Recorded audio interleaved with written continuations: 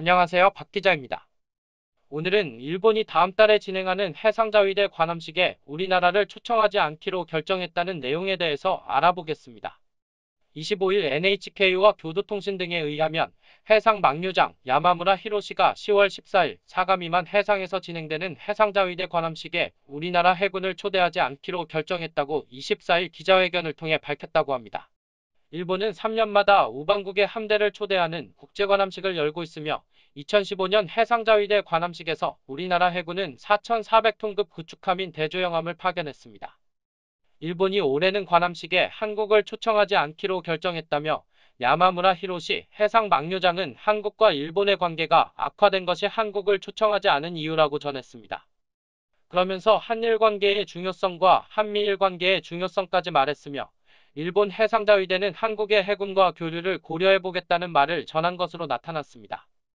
일본 요미우리 신문은 한국을 초청하지 않은 이유로 우리나라 해군이 작년 12월에 해상자위대 화기관제 레이더를 겨냥했다는 점을 인정하지 않고 재발방지법을 제시하지 않은 것을 꼽았습니다.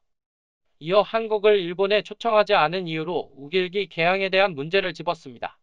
작년 10월에 제주도에서 열렸던 국제관함식에 일본의 해상자위대 호위함이 오려고 했었지만 우리나라 정부가 우길기 대신 일본 국기와 태극기를 개양하라고 전하자 비상식적이며 예의 없는 행동이라고 반발해 불참했습니다. 올해 해상자위대 관함식에는 미국과 호주, 싱가포르, 영국, 캐나다, 인도, 중국 등 7개의 나라가 참여할 예정이며 중국의 경우 올해 처음 참가한다고 합니다. 일본이 우리나라에는 관함식 초청을 하지 않았지만 중국에는 처음으로 초청을 한 것입니다. 중국 선박들이 센카쿠 수역에 올해만 25차례 들어와 일본 해상보안청 순시선이 경고 조치도 내려 일본과 중국의 해상 갈등도 계속되고 있으며 센카쿠 열도의 영유권을 놓고 현재 분쟁 중인 것을 생각한다면 이례적인 결정이라고 할 수 있습니다. 같은 날 정부 대변인 스가 요시히데 관방장관은 기자회견에서 한국의 해상자위대 관함식 초대 여부를 정확히 밝히지 않으며 한일 관계가 어려운 상황이기 때문에 한국을 일본에 초대하기 위한 환경이아니라고만 설명했습니다.